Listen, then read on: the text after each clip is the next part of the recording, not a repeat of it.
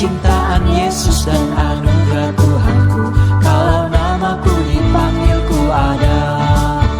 Kalau bunyi sangkakala, kalau bunyi sangkakala, kalau bunyi sangkakala, kalau bunyi sangkakala ku ada.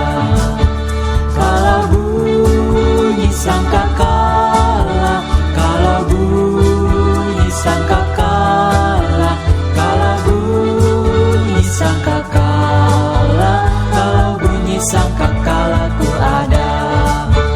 Kalau bunyi sangkakala ku ada. Kalau bunyi sangkakala ku ada.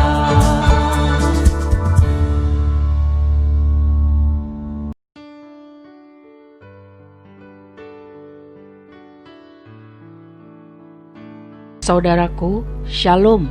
Puji Tuhan kita masih hidup, sehat, semangat, karena Tuhan memberi kita kekuatan dan sukacita. Amin. Hari ini, Minggu 7 Juni 2020, kita masih beribadah online sesuai anjuran PGI dan Badan Pengurus Pusat. Kita masih online sepanjang bulan Juni ini. Pengumuman selanjutnya akan diinformasikan. Mari saudara, kita belajar patuh kepada para pemimpin kita dan tunduk kepada mereka. Sebab menurut Ibrani 13 ayat 17, mereka berjaga-jaga atas jiwa kita sebagai orang-orang yang harus bertanggung jawab. Hari ini kita akan melanjutkan eksposisi kitab Wahyu yang terhenti menjelang ibadah Kamis Putih atau Getsemani dan rangkaian ibadah Paskah sampai kenaikan Yesus ke sorga dan ibadah 10 hari pencurahan Roh Kudus dan ditutup dengan ibadah Pentakosta minggu lalu. Wow, sungguh semua bisa terlaksana hanya karena anugerah Tuhan. Oleh karena itu saudara-saudariku, agar kita dapat berdiri teguh, tidak goyah, walaupun badai atau banjir masalah kehidupan melanda. Firman Tuhan mengajarkan untuk setia dengar firman Tuhan dan lakukan. Gereja sudah memfasilitasi dengan pendalaman Alkitab atau PA Clearsight tiap hari. Kita membahas lagi dari Matius 1 dan seterusnya. Saudara bisa mendengarkannya kurang lebih 15 menit tiap hari. Investasikan waktu Anda untuk hal tersebut. Hal ini untuk kepentingan saudara, agar saudara tetap sehat secara rohani dan bertambah dalam pengertian firman Tuhan. Kiranya hikmat dan hati yang taat dicurahkan Tuhan bagi kita semua. Jadi baca kitab suci, doa tiap hari kalau kita mau kuat di dalam Tuhan. Saudara, kita akan berdoa lebih dahulu sebelum kita membahas Wahyu 20. Bapa yang baik, terima kasih karena kasih, setia, kemurahan-Mu, kesabaran-Mu, kami masih bisa hidup hari ini dan beribadah online. Ampuni dosa kami. Tolong kami bisa mengampuni orang yang bersalah kepada kami dan terus bersukacita dan percaya kepada kasih dan kuasa-Mu yang luar biasa. Hari ini kami mau belajar firman-Mu. Mohon berkat Tuhan agar kami mengerti dan dapat melakukan dalam hidup kami. Terima kasih Bapa yang baik. Kami berdoa dengan iman kepada Yesus Kristus Tuhan kami. Amin.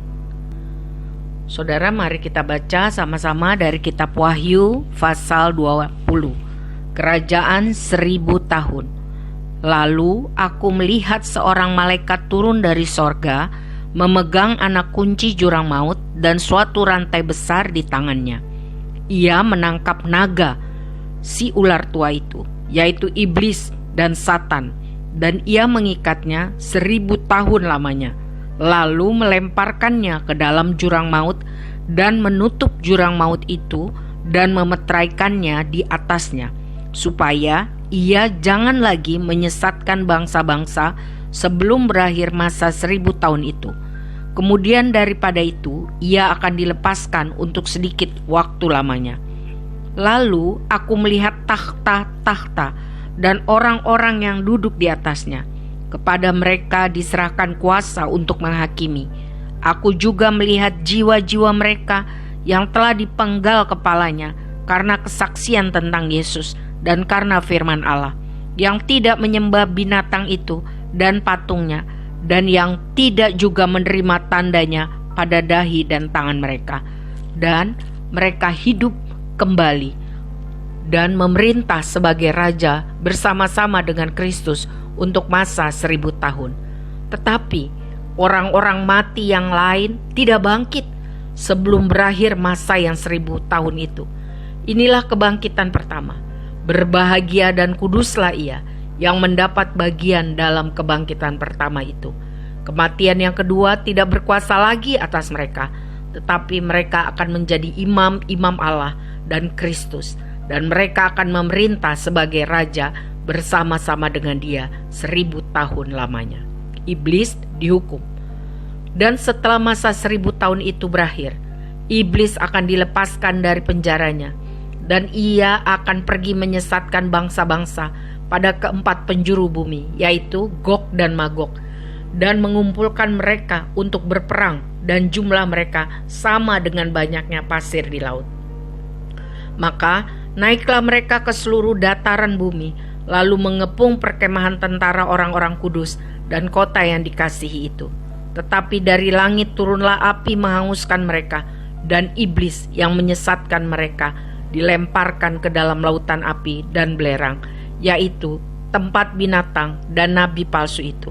Dan mereka disiksa siang malam sampai selama-lamanya. Hukuman yang terakhir. Lalu aku melihat suatu tahta putih yang besar, dan dia yang duduk di atasnya. Dari hadapannya lenyaplah bumi dan langit, dan tidak ditentukan lagi tempatnya. Dan aku melihat orang-orang mati, besar dan kecil, berdiri di depan tahta itu. Lalu dibuka semua kitab, dan dibuka juga sebuah kitab lain, yaitu kitab kehidupan. Dan orang-orang mati dihakimi menurut perbuatan mereka, berdasarkan apa yang tertulis di dalam kitab-kitab itu. Maka laut menyerahkan orang-orang mati yang ada di dalamnya, dan maut dan kerajaan maut menyerahkan orang-orang mati yang ada di dalamnya, dan mereka dihakimi masing-masing menurut perbuatannya. Lalu maut dan kerajaan maut itu dilemparkanlah ke dalam lautan api. Itulah kematian yang kedua, lautan api. Dan setiap orang yang tidak ditemukan namanya tertulis di dalam kitab kehidupan itu, ia dilemparkan ke dalam lautan api itu. Saudaraku, Rasul Yohanes pada masa tuanya karena memberitakan Injil, maka ia dihukum, dibuang ke pulau kecil oleh Kaisar Domitian, yaitu ke Pulau Patmos. Menurut sejarah gereja, sebelum dibuang ke Pulau Patmos, Rasul Yohanes pernah disiksa, digoreng dalam minyak mendidih karena Injil. Tapi karena Tuhan masih mau memakai hidupnya, Rasul Yohanes masih tetap hidup dan harus menjalani kerja paksa di tambang batu bara di Patmos. Di pulau inilah Rasul Yohanes mendapat penglihatan atau wahyu tentang hal-hal yang akan terjadi pada akhir zaman. Saudara, jurang maut adalah tempatnya roh jahat dan iblis. Naga, si ular tua atau iblis itu akan diikat supaya tidak bisa lagi menipu atau menyesatkan bangsa-bangsa. Tentang masa 1000 tahun atau milenium adalah saat Kristus akan datang kembali, mengalahkan iblis, dan akan memerintah bersama para martir atau orang yang mati karena iman pada Kristus. Kristus akan mempersatukan semua orang yang percaya. Pada waktunya, Allah akan melepaskan iblis untuk sementara waktu, dengan tujuan untuk menseleksi atau menyingkapkan hati orang, apakah memberontak pada firman Tuhan atau mau benar-benar taat dan setia kepada Allah. mengenai kebangkitan pertama ayat 5 dan 6, hal ini terjadi setelah iblis disingkirkan. Ini merupakan kebangkitan fisik bagi umat yang percaya, yang kemudian ikut memerintah bersama Kristus di bumi selama 1000 tahun. Kebangkitan kedua terjadi pada akhir milenium untuk menghakimi orang-orang yang tidak percaya, yang tidak mau taat, yang telah meninggal. Dan kematian kedua adalah kematian rohani, pemisahan kekal dari Allah.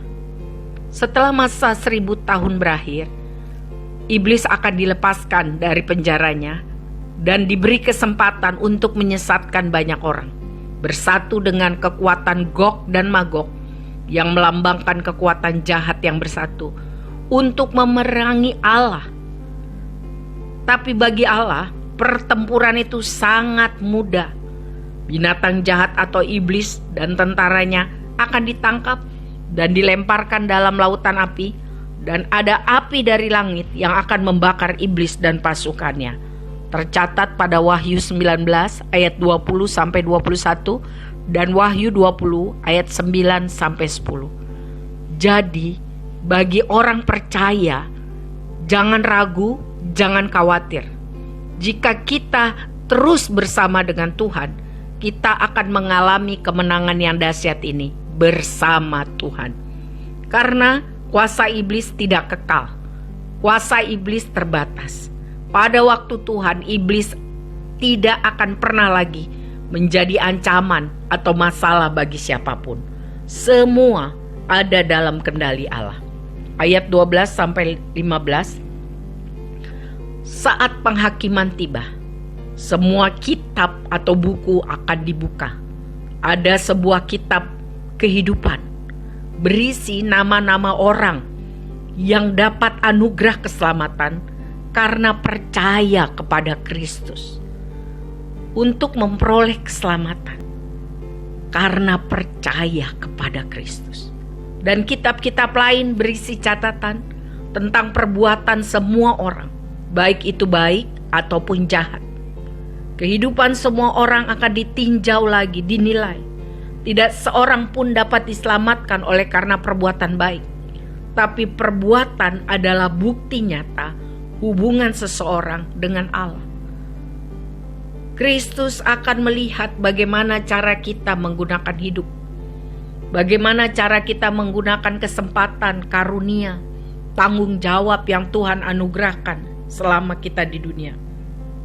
Karunia keselamatan yang diberikan Kristus tidak membebaskan kita dari keharusan atau kewajiban untuk hidup taat pada firman Tuhan dan melayani dengan setia. Jadi saudara, kita harus lakukan kewajiban tersebut dengan maksimal setiap hari. Ingat bahwa kelak buku atau kitab-kitab akan dibukakan. Jadi kita tidak boleh asal-asalan mengisi kehidupan. Berhati-hatilah kita senantiasa. Lautan api adalah tujuan akhir dari semua yang fasik, yaitu iblis, nabi palsu, roh jahat, dan semua orang yang namanya tidak tercatat dalam kehidupan karena tidak percaya dan tidak mau taat kepada Yesus Kristus, jalan kebenaran dan kehidupan satu-satunya. Saudara, selama masih ada kesempatan, ayo kita hidup dalam pertobatan tiap hari. Dan beritakanlah Injil. Berusahalah sekuat-kuatnya untuk meyakinkan banyak orang untuk bertobat dan menerima Yesus sebelum terlambat. Saudara, kalau nama kita dipanggil, apakah kita siap? Apakah kita sedia? Apakah kita tetap percaya serta taat setia sampai akhir?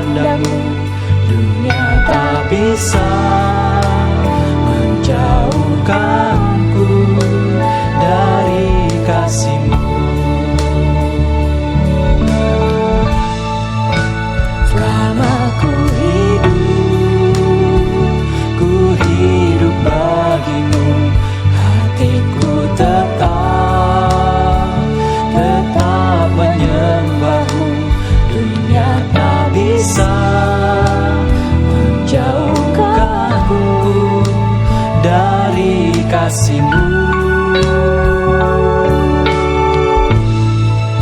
Selama ku hidup bagimu, mataku tetap memandangmu. Dunia tak bisa menjauhkanku dari kasih-Mu. Dunia tak bisa menjauhkanku dari kasih-Mu.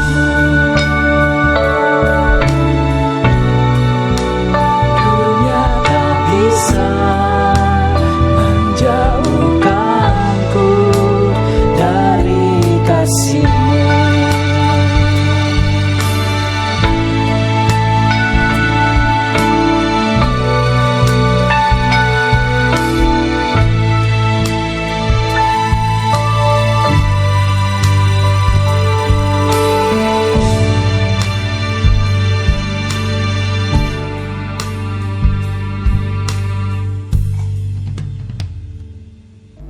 Mari kita berdoa.